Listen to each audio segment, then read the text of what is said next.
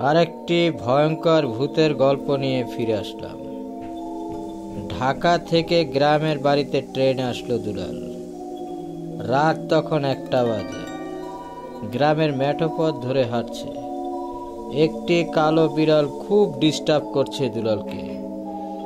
দুলাল একটি সিগারেট ধরালো। বিড়ালটি এখন নেই।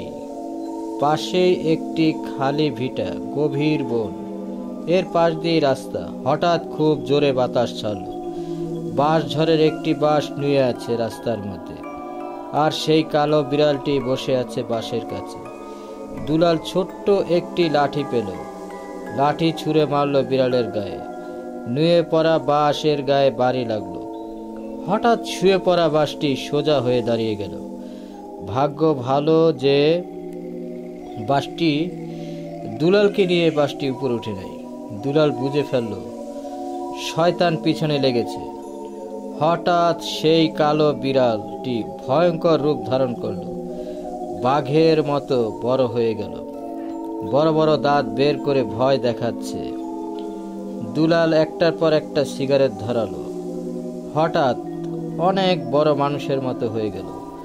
অনেক লম্বা শয়তান। শয়তান বলতেছে, তুই আগুন ফেলে দে, নইলে তোকে মেরে ফেলবো। দুলাল বলল, তুই যা খুশি তাই কর, আমি আগুন ফেলবো না। কুৎসিত চেহারা, ভয়ঙ্কর রূপ নিয়ে ভয় দেখাচ্ছে শয়তানটা। এরপর সিগারেটের আগুন ছুঁড়ে মারল শয়তানের গায়ে। শয়তানটা উদাও হয়ে গেল। হাঁটতে লাগলো অন্ধকার রাস্তা ধরে। হঠাৎ সিগারেটের আগুন নিভে গেল দুলালের। শয়তানটা দুলালের পিছনের ঘাড়টা ধরল। দম যায় যায় অবস্থা। দুলাল খুব সাহসী ছেলে। ও শয়তানকে লাথি মারল। পিছলা শরীর, ঠিক মতো ধরতে পারছে না, বারবার ছুটে যাচ্ছে। ধান খেতে অল্প পানি। দুলাল ধান ক্ষেতের মধ্যে শয়তানের সাথে মারামারি করছে। খুব ভয়ঙ্কর লড়াই। দুইজনে কাদার মধ্যে খুব গড়াগড়ি খাচ্ছে। দুলাল কিছুতেই শয়তানের শরীরটা ধরতে পারছে না, কারণ শয়তানের শরীরটা পিছল, খুবই পিছলা। এদিকে শয়তান বড় বড় বড় নখ দিয়ে এই দুলালের গায়ে আঁচড় দিচ্ছে। আর মানে কি বলবো, খুব ভয়ঙ্কর একটা ব্যাপার। দুলালও কম যায় না। দুলালও অনেক লড়াই করলো।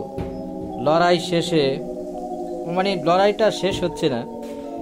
আর শয়তান তো কুৎসিত চেহারা দিয়ে বিভিন্নভাবে ভয় দেখানোর চেষ্টা করছে। এটা কিন্তু সত্যিকারের ঘটনা। আসলে ওটা জিনই ছিল। যাই হোক, এরপর একটা ছোট্ট একটা পুকুরের মতো, সেই পুকুরের মধ্যে ফেলে দিল দুলালকে। এবার দুলালকে ফেলে দিয়েই শয়তান তার ঘাড়টা চেপে ধরল। দম যায় যায় অবস্থা। এরপর হঠাৎ করে তার মনে মনে সে সূরা পড়তে থাকলো, এবং আয়তাল কুরসি আরও অনেক সূরা বাকারা। তখন শয়তানটা ছেড়ে দিল এবং দুলাল উঠে দাঁড়ালো। উঠে দাঁড়ানোর পর এরপর আবার ও হাঁটতে লাগলো। এরপর শয়তানটি আবার পিছন দিক থেকে এসে তার পিঠের মধ্যে একটা আঁচড় দিল। এরপর আবার সেই মারামারি এবং দুলালের সাথে ভয়ঙ্কর একটা ব্যাপার। এরপর ফজরের আজান দিয়ে দিল। শয়তানটি চলে গেল। সকাল হওয়ার পর অনেক মানুষ আসলো। প্রথমে একজন দেখলো, দেখার পরে আরও মানুষকে খবর দিল যে অজ্ঞান হয়ে পড়ে আছে দুলাল। গায়ে সারা শরীরে কাদা, এবং তারপর সবাই দেখলো যে আঁচড়ের দাগ, বড় বড় নখের দাগ দুলালের গায়ে লেগে আছে।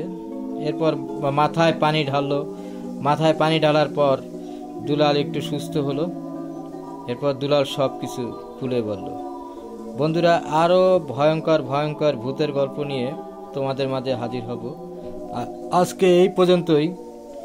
ভালো থেকো, সুস্থ থেকো, এবং সুন্দর সুন্দর গল্প এরকম সত্যিকারের জিনের গল্প নিয়ে তোমাদের সামনে হাজির হব।